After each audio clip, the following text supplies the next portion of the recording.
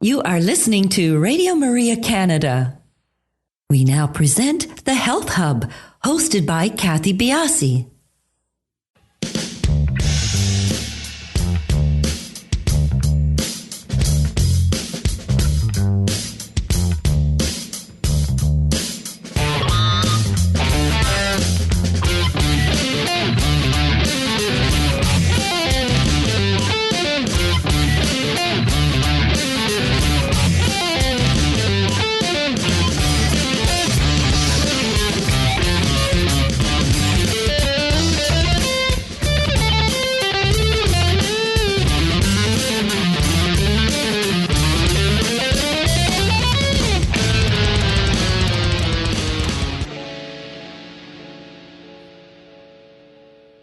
Welcome to the Health Hub on Radio Maria Canada, exploring cutting-edge health and wellness information and therapies, helping you to take your health to the next level.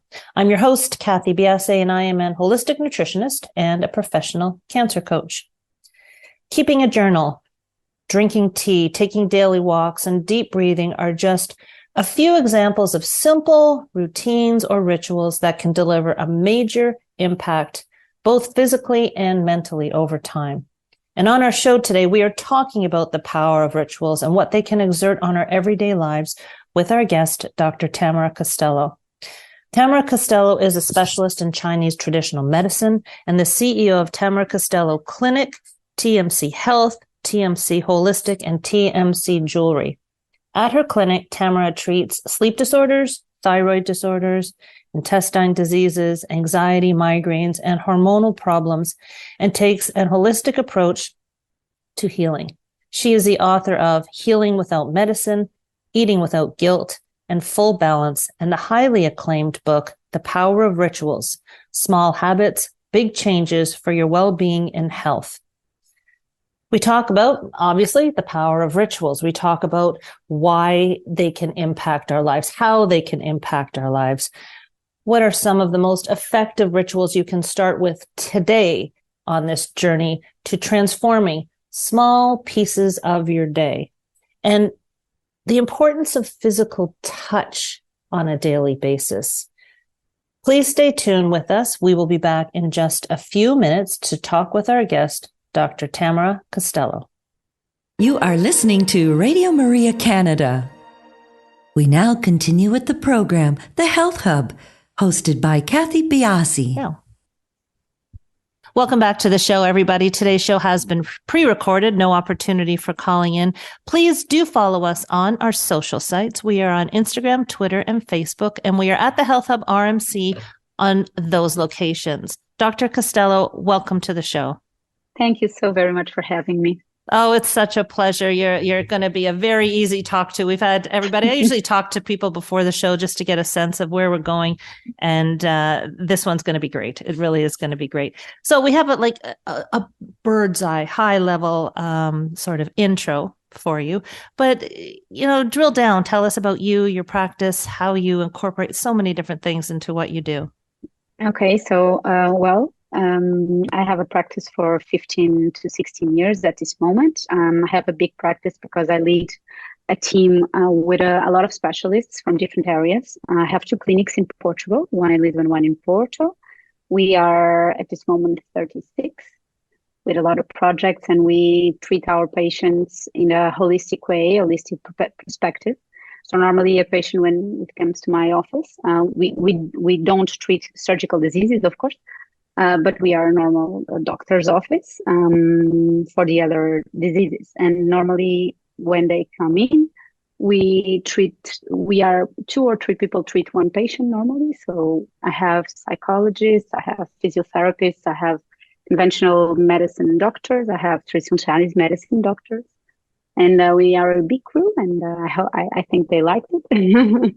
And the results have been amazing for the past years. And what I do traditional Chinese medicine, and I have a master's on integrative oncology, and I do autoimmune disease a lot. That's my private practice. And then I have a big crew with each of them are specialized in the different area. So yeah, that's pretty much. I have 2 kids and I have 2 dogs. No, And that's a busy, busy lady. No, the what attracts me is the specialty in oncology because that's kind of my background. It is my background.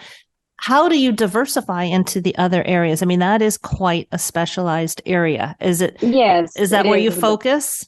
Yes, I think I did it because it was, I had so many patients with cancer the past 3 years, that I felt the need of doing it because I like to learn a lot, and a lot more. I'm a really diversified doctor because I'm completely hyperactive, so I do a lot of things. So actually, I specialize in oncology and autoimmune, which is a kind of oncology in a way, or in the sense that your cells are not good for you at some point. So they are a bit endometriosis, like it's a disease that I treat a lot in my clinic, is really similar to cancer in a way. So I think it's kind of the same location of disease.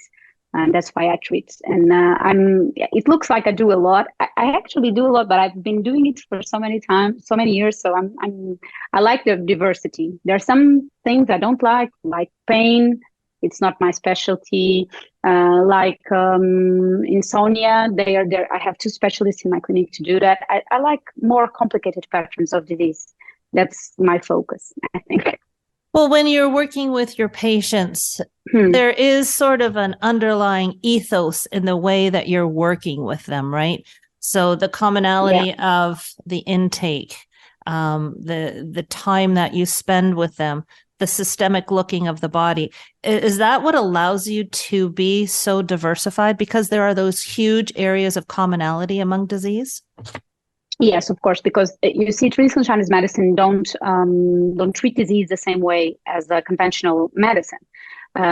They treat disease in the terms of patterns, so it's a bit different. You have the same pattern, but you don't have the same disease in some people because the people are different, and maybe you have the same disease but different pattern. So actually, I analyze patterns, not diseases. I think that's the big twist. Even for you or for me, I have my pattern of disease and you have yours. Maybe we develop the same disease or maybe we don't. But the difference is the disease can be a lot of things in traditional Chinese medicine. It's not just one diagnosis, one disease, and that's that. You can go from different areas to treat it, which is beautiful in a way because you see the body as a whole and you see all of the systems working together as one. And you can see this is not good, and you fix the bowel, and you fix the stomach, and you fix the hormones, and you fix the sleep, and you fix the stress, and you fix the whole body. It's like a workshop, like a auto car garage, something like this, where you fix all of the parts to make the whole. And I tell you, I see a lot of breast cancers where they are adenocarcinomas, whatever they are, but the same cancer normally in different people has different results in terms of course, the cancer is the same, but normally the other symptoms beside the cancer, which is not a symptom, is a disease, are completely different. And you can have something in traditional Chinese medicine which is called a differentiation of the patterns, which is beautiful because it allows you to be really subjective to the patient in front of you, which for me is the clue and the key for everything in terms of treating disease. And I think the paradigm of medicine has to change because we are not diseases, we are people, and people, even with the same diagnosis, shows different kinds of diseases. And that therein is a nugget of hope that is not shown in perhaps other areas of medicine, because when we're doing allopathic medicine, breast cancer is treated a standard of care, and the standard of care, the prognosis, all of those things are statistical, if I may say it that way. But when I think, and as I've had so many shows lately about this changing of the guard, about incorporating different ways of treating, that is inclusive of allopathic medicine for sure, but it's also individualizing. And when you really appreciate what you've just said, it means that your diagnosis, your prognosis is individual to you, and you can't compare yourself. And it should be, because we are not the same persons. We are completely different in the Mm-hmm. matter of metabolic way and biochemistry. We are completely different. Mm-hmm. Of course, we are human and we share that, but in terms of the form of the disease, we are completely different. That's why it's so difficult to find a cure for cancer, because it's a lot of different cancers. Each Yeah. cancer is a new cancer because Mm-hmm. it's yours or mine. So it's so super individualized. Even the cancer, you Mm-hmm. can name it, but it's completely for the person. It's that person's cancer. And so it's impossible to be, of course, you have to have guidelines. So I think it's difficult because you have to have some boundaries, and I think that's the things with statistics. But you have to be a better doctor, and you have to find your way through the statistics. You understand the patient's point of view and the point of view of the disease, of course, and how can you help them, Mm-hmm. and not be completely close to a diagnose, a form of treatment. And I have a lot of patients who actually fight a lot for different treatment, and they actually succeed, because they search and they ask and they find different opinions. And I'm completely the persons the patients that I see in my clinic who has cancer, they always have support of allopathic medicine, of course. Mm-hmm. And for me, the only way that this is going to work out is if we all work together. It's difficult, the chemotherapy, but it's needed, and sometimes, and it's and if it's completely needed, okay, just let us support the patient and let us support him to do this, and then when it's finished, let him support him more to build up again and rebuild the immune system, and rebuild in a good way, not in the way that gets sick in the first time. So I think there's a lot to do, and I think it will change eventually, because the medicine like this won't work. This is collapsed, and it's not going anywhere.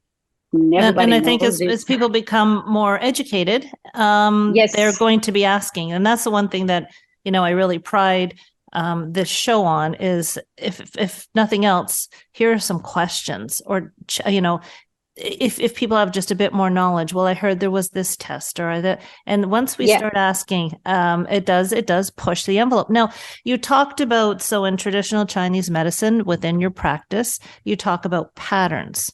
Yeah. And which is kind of leading into where our show is going, I think. You wrote a new book, The Power of Rituals, Small Habits, Big Changes for Your Well-Being and Health. Does this have anything to do with patterns, or are they completely separate?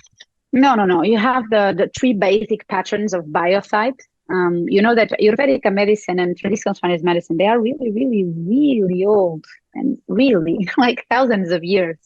And they have a lot of methodical, I don't know if you say that, but experience, so with a lot of people. So Indians and Chinese, there are a lot of them. Which is beautiful, because they can share ancient knowledge with us, and all of the things that traditional Chinese medicine, because Chinese are very strict when they are learning something, and they are really with a scientific approach, other than what they tell us. It's like a hoo-hoo, but it's not. It's completely focused, and they write a lot, and they are super focused in the way they bring the ancient history, and actually, because it's the most experimented medicine in the world, because it's a lot of thousands of years old. So and for me, I don't know, in terms of the way you look at the patient, you have the three biotypes. So they defined these two ancient medicines, the biotypes, which of course Ayurvedica is the first medicine. You have three medicines: Ayurvedica, traditional Chinese medicine, and conventional medicine. And actually they divide because they can see the world, and they can see the metabolism, and they because of the time they studied, they can understand you have three types of metabolism of people. And this is really important, because of course we are all the same, but we have specifics, and we all know the person who eats a lot and it's completely thin, and we all know the person who doesn't eat much, but it's not never will be thin. And I get this example because it's easier to do it. And you see the persons who's always in the whole of the life, they sleep 9 hours a day, and you have people who since they were babies, they never sleep well. And you can aggregate with time, you can understand there are three roads for the metabolism, which of course it's a big influence in the way you think, because we think with chemicals as well. So everything is connected. You feel anxiety because of chemical. You feel stress because of a chemical. It's not an idea. It's actually a biophysical thing. You can measure it. It's biochemistry. And the metabolism influences everything: the way you behave, the way you sleep, the way you eat, the way you speak, the way you have babies, everything. And they found out you have three basic metabolisms, which are very important to understand. And if in my book you have that test in which you can understand which is yours. Normally you are one and a bit of other, 1.5, I say. And then you can understand how your body works, which is super important because we are adults and most of us don't know how our bodies work. And this is a big deal because we live in a body, no? So we have to understand it a bit. And this allows you to understand the way your metabolism works, the way your mind works, the way you process food, the way you process emotions, and overall, how can you deal with it and do something that is good for you in terms of remaining healthy, which for me is the most important thing on my practice. But the rituals then, are they... So you find out your metabolism type, or your 1.5 metabolism type. Yeah. And then the rituals, are we talking about how much you should exercise, how much you should eat, the type of diet? Yeah, or rituals? you have everything like that. You have the food, you have the diet, you have everything, the time, the hours of sleeping, you have all the specifics, but the rituals, they are to control a bit of your mind. Because with that metabolism, your mind will be accordingly so. So anxiety issues, insomnia issues, anger issues, you can connect that with the three biotypes, with the three main biotypes. Even a bit of codependency, you can actually see that in the biotype. And they will explain it why, which is, they are beautiful. The ancient medicines are really amazing because they one. It's amazing to see, and then they are very accurate. Until this point, I always say the story of the the hormone cortisol, which everybody talks about these days. And when you're afraid, your amygdala in your brain signals your body, and your body starts to pump cortisol to give you a bit of response. Cortisol, noradrenaline, and adrenaline. And the super adrenals, they are in a bit over the kidneys. And the traditional Chinese medicine for 3,000 years ago, they call that location the center of fear. And they didn't have CAT scans and MRIs and nothing, but they knew. And they are amazing in a lot of things, It's beautiful. And with the biotypes, you have to control the way your body relaxes, de-stresses, or loses energy. You have a lot of rituals which can prevent that kind of behavior of the mind, like anxiety, panic, anger, all the things that we don't want to feel because they are a bit heavy, or fear. Or all of the emotions, of the range of the emotions we feel, because some biotypes have more tendency to show anxiety and to show fear, to show anger. And with the rituals, you can put your body biochemically and emotionally in the position where they can be healthier, and not so in the sense of losing energy and feeling terrible each day. So are the rituals are associated with the biotypes, but are they also transcending to rituals with respect to disease state? Well, to disease, that's what you asked me. Yeah, it's difficult for me to, because I don't speak in terms of diseases. Okay. But it's like a pattern. It's impossible. You have a lot of if you have a person with cancer, you know, if you've seen people with cancer, of course, and you see there are people who are totally okay. You have people who are completely terrified and with symptoms of fear, and you have people with extreme anger and anxiety. And you have to teach them. It's not only cure the cancer, it's teach them how to stabilize the waves of the brain, because when you're always with anger or always with anxiety, your biochemistry is not equal to a person who is at peace and at ease. It's not the same.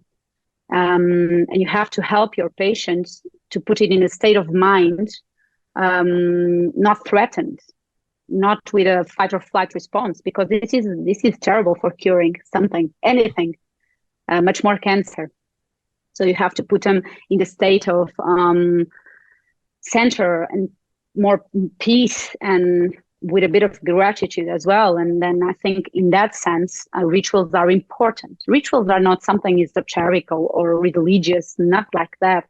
It's just know yourself and trying to control a bit your emotions off place, you know, and to put yourself in the position that you can breathe, and you can breathe in and out, and it's not a terrible terrible way of being. Is like you breathe and you relax and you feel your muscles relax, and you're making your body feel safe, which is super important when you're fighting something. If you are completely rigid and completely with a lot of adrenaline inside of you, your body is not acting, it's reacting, which is terrible, because you lose a lot of energy in that, and you need the energy if you're going to chemotherapy, and you're losing energy in fear, in anger, and you're not sleeping well, and you're not eating well, and everything is off place. So it's super important to put your patient not only in the biochemical state of better, with food, with herbs, with a lot of things that we do, with acupuncture, whatever, but it's really important to give your patients some things to do in terms of focus, connection with themselves, to learn how to breathe, learn how to relax the body, learn how, when they are completely strict and rigid in the shoulder, they can relax themselves and they can auto-regulate the emotions, which is so very important in difficult diseases. Otherwise, how can you do it? You're just scared 1 year with chemo. You're going to be completely broken, because fear is a state of different. It's not supposed to linger a whole year. It's supposed to be seconds. No, absolutely right. So it's Let's take a quick break here. When we come back, I want to talk about with you some of the simple rituals that I think you would probably put in place for most people. Everyone will be back in just a couple of minutes. You are listening to The Health Hub here on Radio Maria Canada, a Catholic voice wherever you are. To contact us and be a part of the show, email thh@radiomaria.ca. We now continue with the program. Here once again is your host, Kathy Biasi. Welcome back. We are having a great conversation with Dr. Tâmara Castelo. We are talking, with regards to your new book, Dr. Castelo, The Power of Rituals. Are there certain rituals, simple rituals that you can put in place for everybody? Because really what we're talking about is the mind leading the body, right? Is that's kind of where we're at. And if we can quell stress and understand, the more knowledge we have, the better. If we can quell our stress by performing certain rituals, this will lead us to a better, healthy state. So where would you start with, a general path for people to go down? I think it's important. Two things that are important. I think 2 is enough, and it will take you about 5 minutes a day. And I think that's cool. If you do it every day, it's perfect. It's 95% more than everybody on earth. So I think the first thing you have to do when you wake up is breathe a bit. And a bit is about 30 seconds. And normally I say to my patients, okay, you just focus on your breathing without your mouth, only from your nose, in and out. And then you how can you say that? You can choose a word or a vibration for the day. So you're taking a breath and then you're thinking, today I want to feel whatever, or today I want to have the strength of something. And you just keep telling that to your brain when you just wake up. It has to be in that moment of limbo, when you're just super dizzy with sleep, and then you're breathing and you're just waking up slowly. And in that time, when your conscious mind is not completely awake, you tell your brain what to do. And you tell your brain how to feel. And normally the brain will be cool for you and it will be a friend during the day. And this actually works with my daughters. I of course, they do a lot of things that I practice. And when they have tests or something which is stressful for them, I just tell them, okay, so tell me okay, you're feeling stressed, or are you afraid of failing something? So think about the feeling that will neutralize that fear. And they say happiness, or they say joy, or they say, my little ones say dives in the pool. And I said, okay, dives in the pool. So you tell yourself tomorrow morning, I want to feel like I'm diving in a pool. I'm diving in a pool. I'm diving in a pool. And the stress will go away, because it sounds ridiculous, but the brain laughs at one point and starts to loosen a bit. And this really helps people and grown-ups as well. Okay. So this is really important. So this is one ritual that I practice every morning. And my kids, when they are stressed with something, normally they use it for stress. I use it for everything. And it works. It works with everybody. And it's really cool to understand when it's the end of the day and it's like, oh, crazy. I had a beautiful day. I did it, and I was in my center, and it actually worked, because your brain is there to serve you. It's not the other way around. We just don't control it, which is terrible. And the other one, I think it's at the end of the day. I do a lot of rituals, but at the end of the day, but for this one, you have to have something you're pursuing, like a dream or in short period of time, not something like in 10 years, something like in 1 month or 2 months, something like this. In 2 months, I want to something. And normally it helps when it's not money can buy things, Normally it works when it's something you feel, or something you want to feel, or something that you want to experience, like or running, accomplish. Okay. Yeah. And then when you're brushing your teeth, you just focus on that, like all the time. Close your eyes, brush, and then think and repeat. And to put your brain, your cells, your mind, everything connected to that dream or something that you want to profoundly achieve. Does it have to be detailed, like really detailed, or can be like, I want to run? Normally, your brain works with detail. If you're just really focused in the detail, my elder one normally writes things amazing for that moment. I laugh. She is so detailed, it works, because it's like if you're more detailed, then normally you're going to pursue it in a different way. If you're just a bit opened, it's not, because you don't have the feeling of accomplishment so much. If it's just super detailed, you just accomplish it. It's like you nailed it. But if it's a bit opened, it's not the same feeling. It works, but it's supposed to, and it's also an exercise for you to understand what you want, which is really important. An exercise of focus, being able to focus. And what do I like? Because a lot of people, sometimes that's a hard thing to hone in on. Yeah, but you have to know, even if it's one thing, what makes me smile, what makes me truly happy.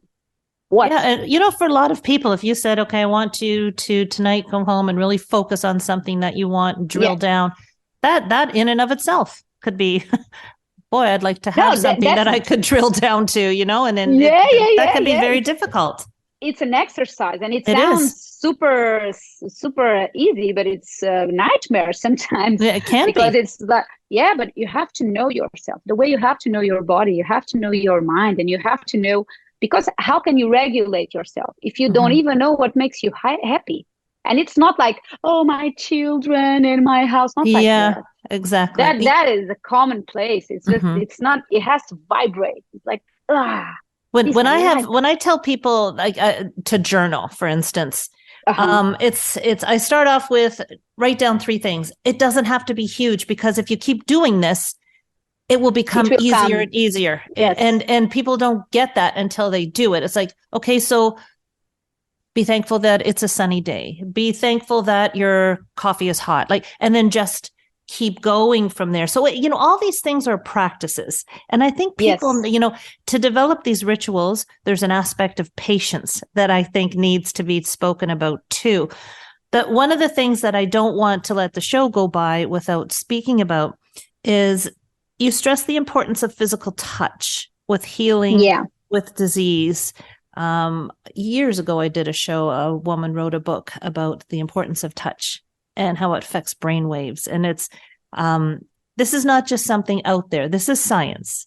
So Oh, yeah. why do you stress it? In what context are you stressing physical In touch? terms of disease, of Mm-hmm. course, because when your body or your mind are unwell, your body is like, it wants to put you better, and it's really stressful for the body and the mind and the cell. They are just pushing to make you feel better, and to make you better, and to put you pain free, whatever pain in terms of emotions or physical, it's not important. And you get to a point which I was talking about later, earlier in the show, which is like you're in the fight or flight response. So all of your body is really reactive to everything, which is a terrible place to be, because it's a bit toxic with a lot of adrenaline in your system and cortisol. And it affects a lot of your well-being, your digestive functions, your eye vision. It affects your brain waves.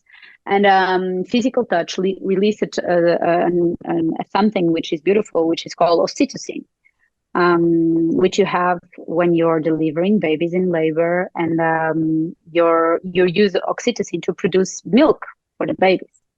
And it's a beautiful love hormone, which you can release it through touch, and actually lowers the cortisol, relaxes the body, and refreshes your immune system. Mm-hmm. So physical touch is mandatory for everybody, even if you're not sick, because it's a regulated hormone. It will regulate you, regulate your emotions. So sometimes when somebody is having a panic attack or an anxiety attack, the best thing you can do is just hold them, touch them. Don't speak. Speak is just terrible. Speak is just stupid, because your brain is not processing words. You're not in that state. But if you just hold a person, not even if you just touch in the back or in the hands, if you just do that for 20 minutes, the panic attack will go away. The anxiety will drop. I will assure you. You have a lot of studies on this. Yeah, there's a lot of science. They've done brainwaves and things. So you just have to shut up and touch it. No, your book was published July 2022. Yeah. So, I've never written a book. I know some people take years to write a book, but this was published during this is your fourth book, I know, but this was published during the pandemic. Yeah. And, when I think about the power of touch and all the people that were isolated. That was terrible human movement. That was terribly, terribly, terribly. I don't have the word. It's so devastating for humanity. Did you complete this and publish this in the pandemic? Was this an impetus? I started. Yeah. I started to write it actually 1 month before the pandemic. The pandemic starts here in Portugal. It was the 20th of February. I was on vacation with my family, and the COVID begins in Portugal in the 16th of March. So 3 weeks in my book, the pandemic came. And I was like, oh my God. It was because I already knew what I was going to write about, and I was like, Jesus, this makes sense. And it was until 2 years later then I said, oh my God, this is a disaster, in a lot of ways, because you still see, and I see every day in my practice, a lot of people who are totally affected with the pandemic in a lot of ways. And the first thing is because they were lonely as hell. And they were completely alone with nobody to touch them and nobody to hold them and to make them feel they are here and they belong, because we are a tribe and a group. We are not supposed to be alone. We are supposed to be together. And we are not done, because a lot of people are still in at home in the hybrid way of working, which for me is terrible. I think people should be going to work, speak with the coworkers, drink a tea, and go and have lunch and have a bit of fun and laugh and talk about stupidities, which is really important to maintain health. And beyond that, the immune system likes to be in the tribe, because you can exchange microbiome and exchange bacteria, which is so important. And we see, as we are talking about a few minutes ago, with the allergies and with a lot of flus that are completely aggressive at this moment, because we are alone. We don't do the thing that we are supposed to do, which is be in the group. We are metabolically and genetically fit to that. We are supposed to be in the group, not alone. We learn from groups, learn the immune system, the brain waves, everything learn with the group. So without the group and without the touch, we lose a lot of things and we lose our health. When people have, the feedback obviously has been really good on your book. Yes, I cannot complain. Thank you. It must be emotional for some people to read. It is. And I have I receive a lot of things beautiful. And yeah, I'm really grateful. It's just, yeah. And I'm a Cancer. I'm always crying. So it's terrible. And your other books, is this a really a far move from the other books that you've written, or do you find I always well, my published always said to me, oh my God, when you send me a few chapters, I never know what to expect. Because like eating without guilt, that's not even something that we've talked about. I do I'm crazy. It's just and now I'm writing my 5th book, actually, and I just sent 3 chapters to Sophia, which is my published, and I love her. She's really important to me and to write my books. She helps me tremendously. And she was like, oh my God, what did you write, in caps lock? So you're starting already, just published, and you're starting another one. So I cannot stop. I'm terrible. Oh, terrible. Terrible in a way. People know that listen to the show. Any authors that I have, I'm just so mesmerized with how you can create. And this is what it's like an addiction, Yeah. Well, you still have to have the knowledge about the basis behind it, right? And of course. And I think it's an addiction to actually to learn, because when I write books, I learn. It's like a crash course. It's like I learn a lot from the subject, and I investigate a lot, and for me it's beautiful. Oh, that's lovely. It's you're blessed to have that ability. Yes, I am. I'm super blessed, and since I was a kid, I know what I wanted to do. So I'm Do you see people outside online? I guess is the best way to do it. We have a lot. We have a lot of online patients. So you see people worldwide. Oh yes. Since COVID, we were like 50% online before COVID. Now it's double. Oh, really? So most of your patients are online still? Not most, but 30%. 30%. Well, in some way, shape, or form, for seeing people outside of your town, this is wonderful, and this is one of maybe the knee-jerk good things that has happened throughout the pandemic, for sure. And you're still taking patients. So let me know, like, where can we find your books, and how can people get in touch with you? The book is on Amazon, so easier way. And in touch with me in my Instagram or in my website. I can send you the details. And then, it's like Tâmara-Castelo.com. And then Instagram is Tâmara _Castelo. Oh, and now you have something called tamarismo. Yes. They're what is that? I just wanted, I wanted to end off the show with that. Yeah, it's a movement that I created. It's crazy. It started with a joke, actually, and now it's a huge thing.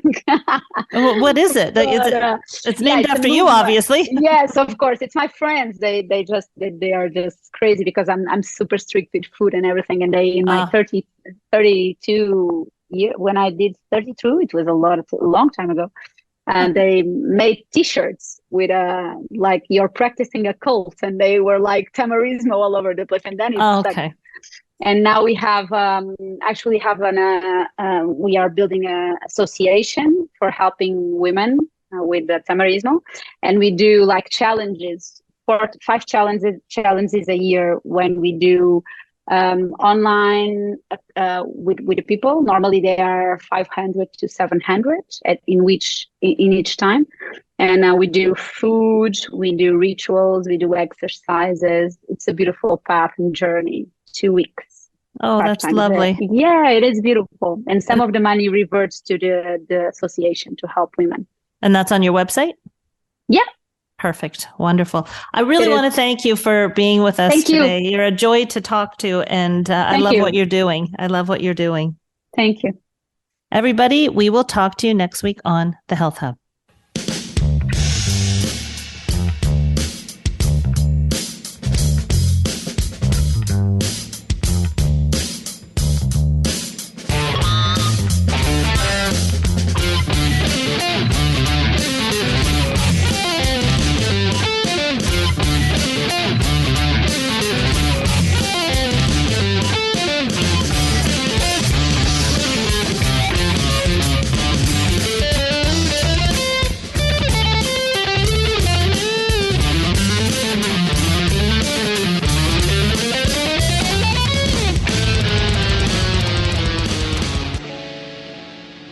You have been listening to The Health Hub, hosted by Kathy Biasi, here on Radio Maria Canada.